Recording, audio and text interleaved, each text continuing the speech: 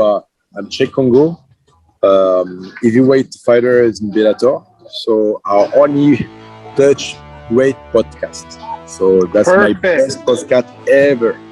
So I can wait you guys to listen those comments and have fun. Thank you. Looking for the most beers on tap? Great steaks, great staff?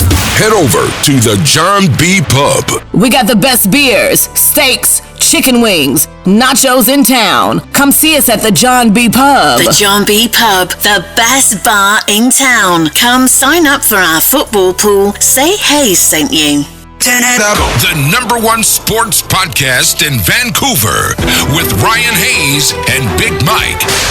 Ryan Hayes and Big Mike. I never stop. I only touch greatness podcast scene in Vancouver. Get down or lay down. Lay down. Lay down.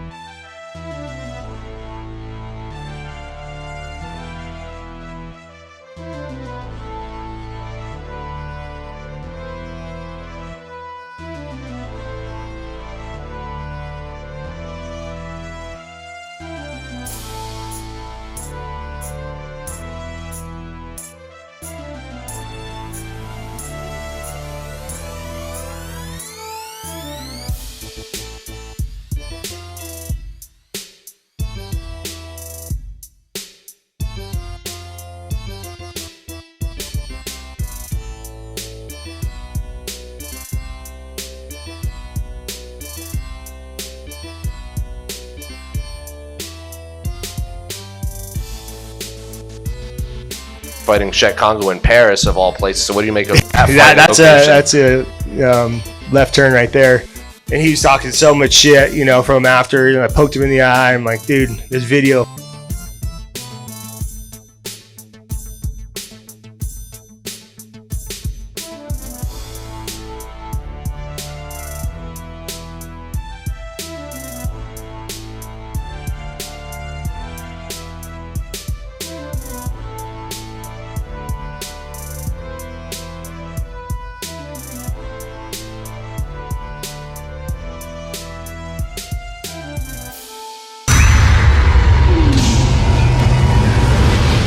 right, so I'm Ryan up here in Vancouver, Canada, and this is Big Mike.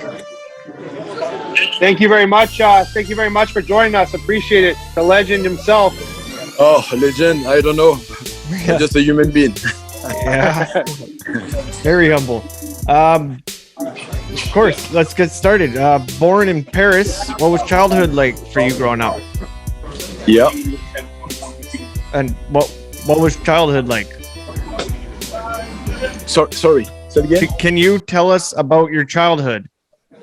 Oh, my childhood was pretty rough. Yep. So I used to. The thing is, I was just like I was just a regular kid, for sure. With this dealing with struggles, with friends, and desire, envy, and I used to be in trouble. But the thing is, I used to be pretty back on track, especially with the sports. And I used to practice karate and Greco-Roman at the age of 5 years old. So I used to do that for 4 or 5 years, and after that I used to switch with boxing. And for some sports, combat sports, I used to do to mix at the same time, boxing, full contact, Muay Thai, where else? Shoto wrestling. Yes. And Pencak Silat. And at the end, I used to do as well Muay Thai because with all the wrestling, I used to be injured. So the great opportunity for me was to sign injured in UFC to the UFC. And for sure, it wasn't easy for me to deal with injuries because he used to lock all my mobility. So, but I did good. I can complain. And since then, I used to progress from UFC to Bellator. And here we go. That's exactly it. That's exactly it. And who kind of gave you the push? Who kind of gave you the push to go professional in the fighting? And who did you mirror your fighting after? Like, was there someone you looked up to growing up in the fighting field? No, honestly, you always have some desire to be somebody great, but I didn't know I will embrace, the combat sports. But for sure, I just wanted to change my lifestyle. I wanted to get something different.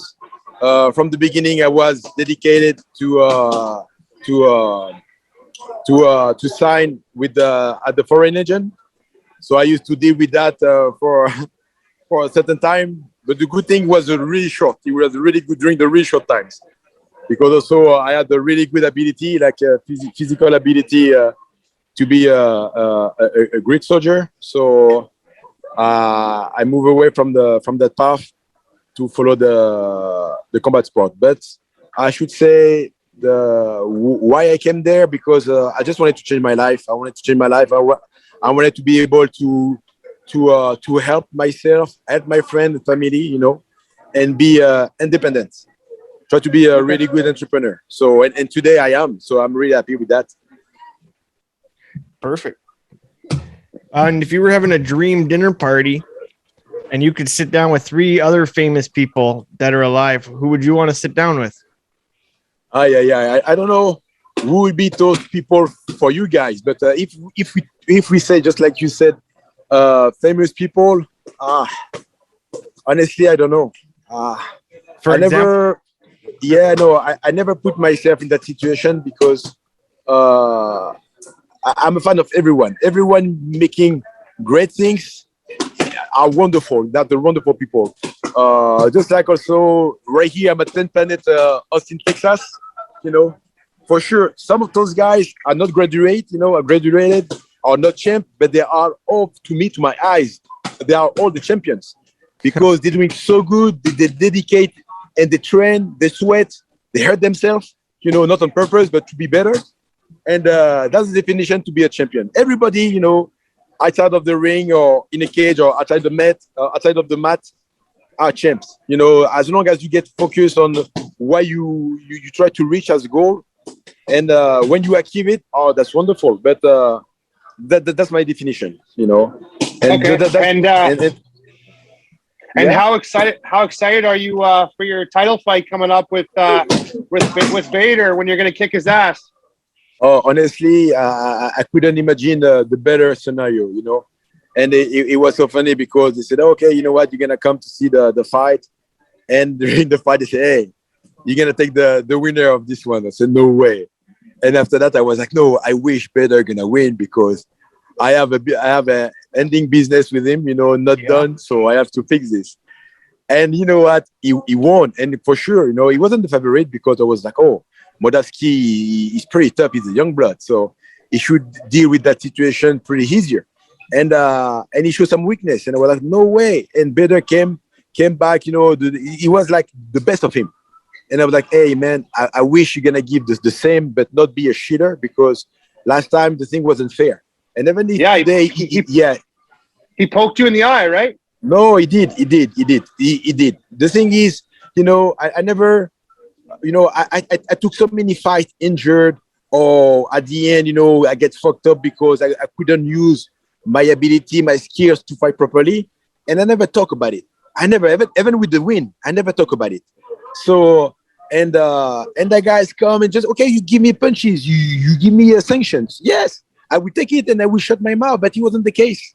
You fucking poked me twice. And the thing is, he poked me in the eyes, and after that, he tried to do it again and did it in my nose. So fuck that, you know? Yeah. So, you know, and no matter what he said, technically, you know, if Bellator told you to do the revenge, why did you run to the underweight class to avoid me? That's what he did. Because he's scared. He knew I have a fucking struggle for him, you know, and he tried to say this shit and defend his titles and his career, you know, in a light heavyweight. But you know what? Karma is a bitch, and that's what I said when I faced him. I said, you know what?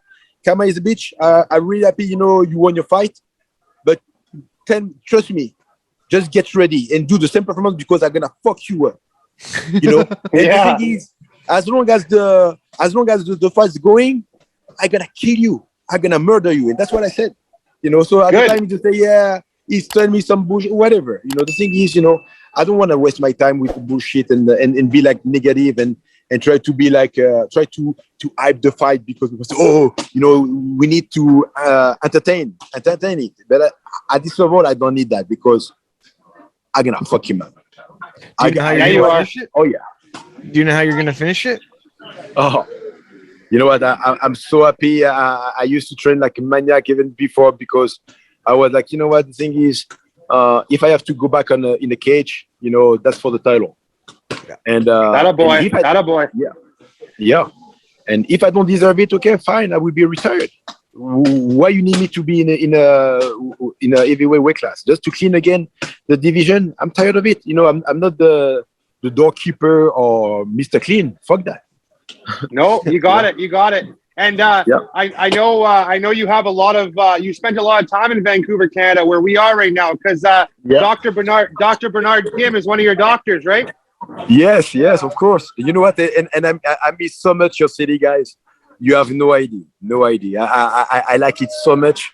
And honestly, to me, it's a second home. It's not like maybe so. Really, it's a second home because most of the time I'm there. So awesome. I'm walking in the street, making fun, and scare people, and that's so funny. Well, when you're not training, we'll have to buy you a drink. Oh, sure, but it will be non-alcohol. Of course, that's right. If that's what it takes. Okay. Yeah.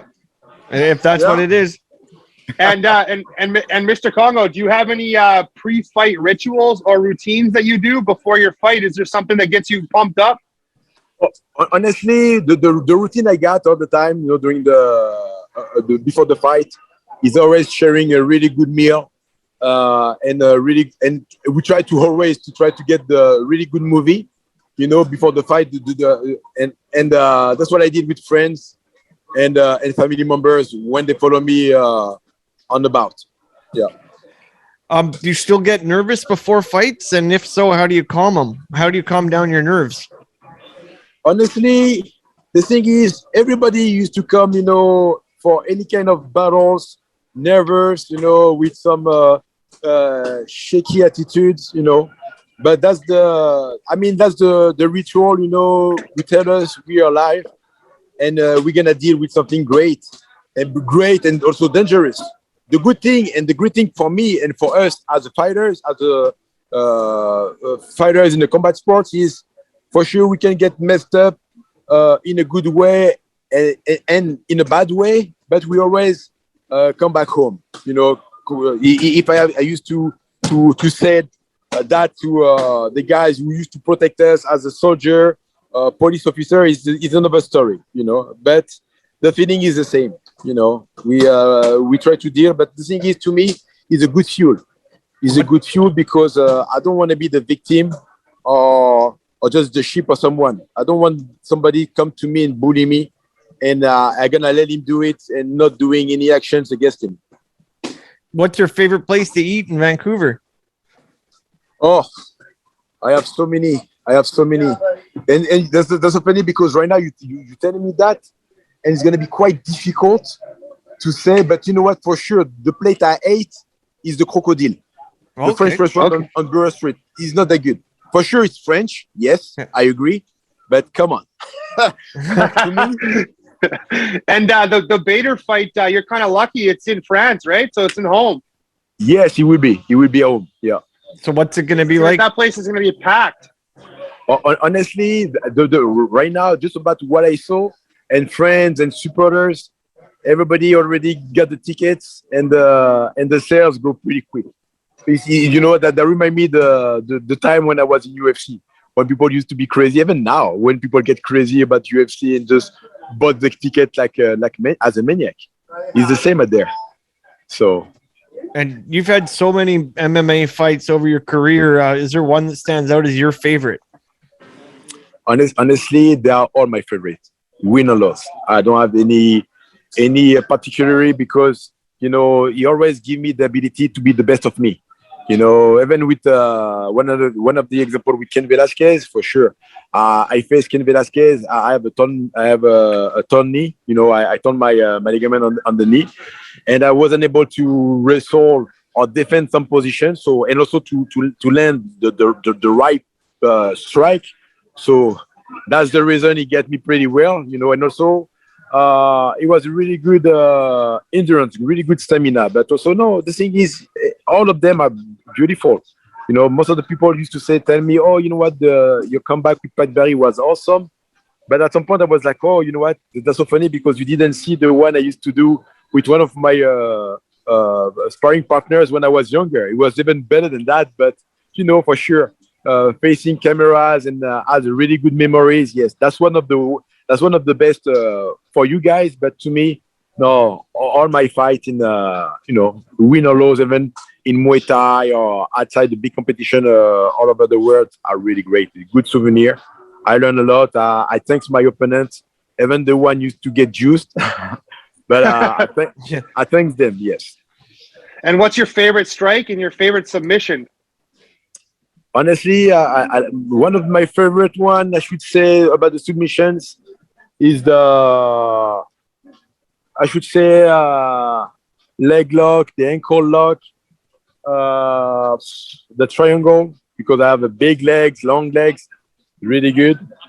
As a strike, I should say I like the uppercuts. I like to use the knee, elbows, honestly, almost everything. As long as I can use it, I should say everything.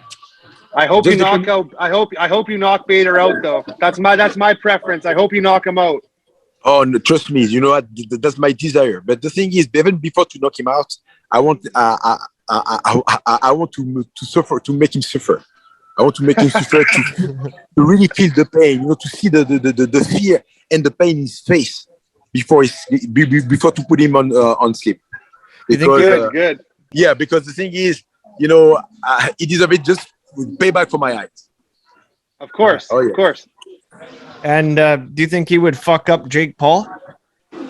Sorry? Do you think he would fuck up Jake Paul? Oh yeah, for sure. Definitely. You know, the Jake Paul is not he's out of his class, of his league. So for sure, he will be happy to perform against him, you know, and have a really good paycheck. Yeah, I know. Exactly. You could really cash in on that fight. Yeah. And how's life nowadays in Bellator, of course, with friends of the show, Mike Goldberg, and also the Gibson family from Vancouver. Yeah. Oh, you know what? It's great. The thing is, I mean, when I used to meet Gibson, he was like a long time ago, probably like, I don't know, probably like 6 years ago, 7 years ago. Yeah. And it was honestly, it was a really good meeting.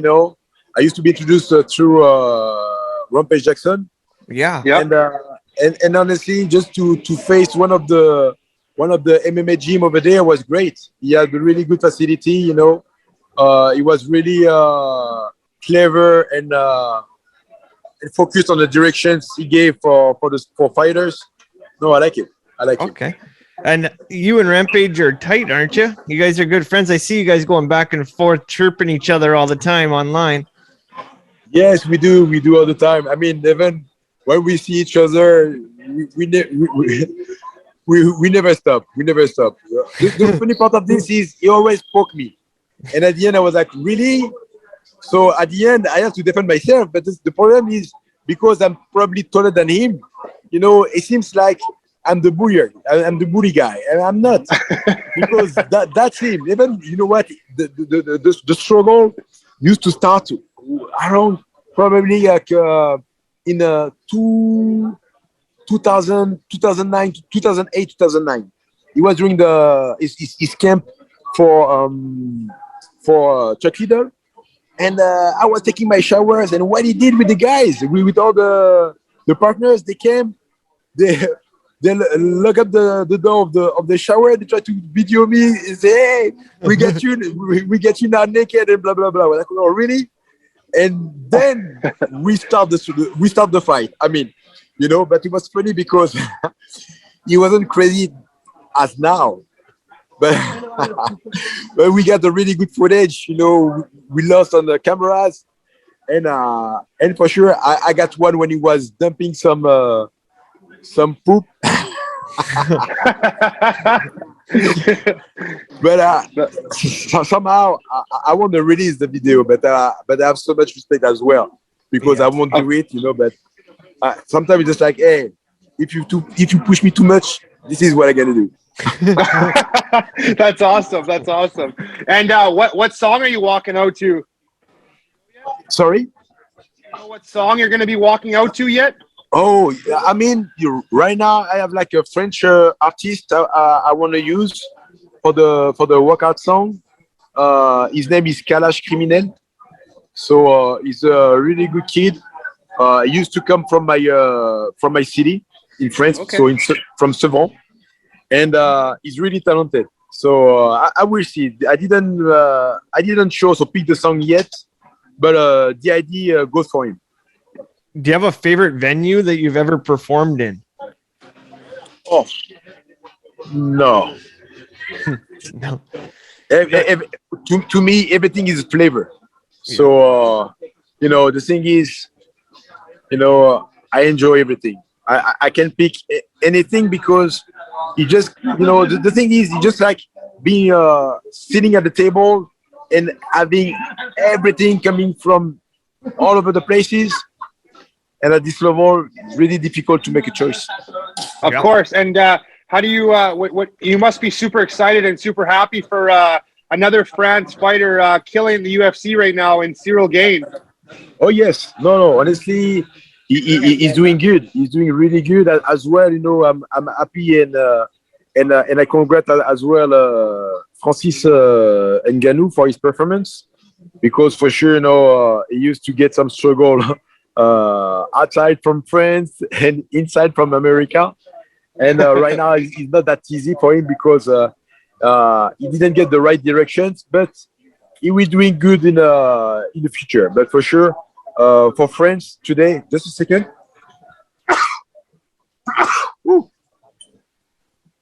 I apologize. Bless you. Thank you.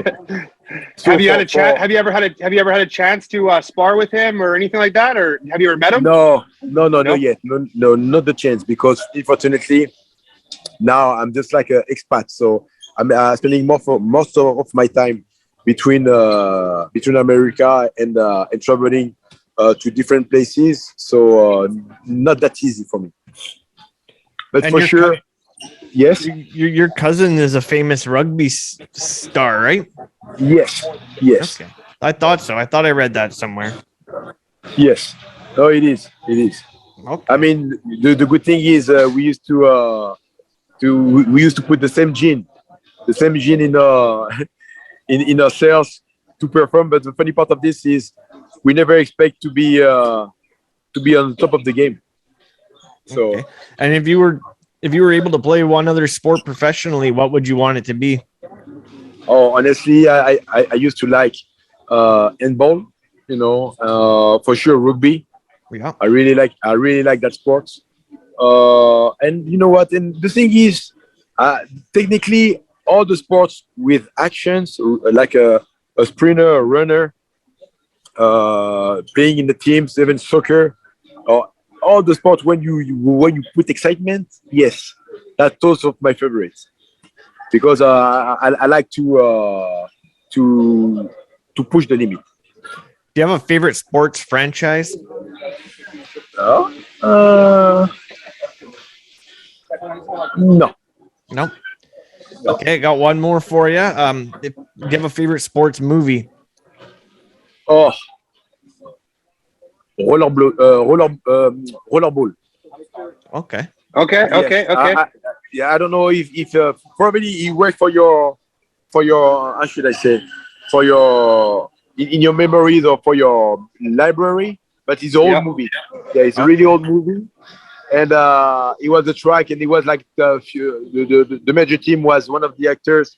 It was Kane something, and they used to skate on the track, catching the metal ball and smashing people around. Yes. Okay. And yes. one of your favorite fights for me is the one against Pat Barry. I'll never forget that fight when you knocked him out. That was unbelievable. Thank you. And I got one more here. I saved this question for last. What do you think about those comments that about Dana White? Like, are you cool with Dana White, or what? Yes. Honestly, the thing is, I mean, he's a business. First of all, he's a businessman. Yes. So he's here with a big enterprise, and for sure, he wants to get the best of it. And technically, the good point is we are not in China. I mean, in Asia, to be used as slave, but all the combat sport industry uses the same way. So the fact to talk about Dana is just because he's the big company today, on the spotlight.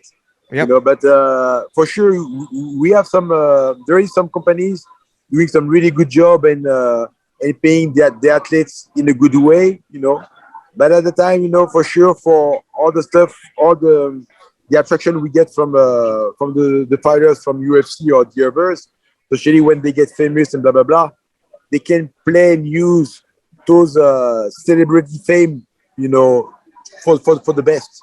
So at the time, for sure, don't be dumb thinking like, oh, you know what, just because I'm famous, I got everything. No, but just be clever to use your capital, your physical capital, to earn what you need. And for sure, at some point, just you need to support all of our fighters, because what we're talking about is just about the future. For sure, at some point, everyone deserves to get paid fairly.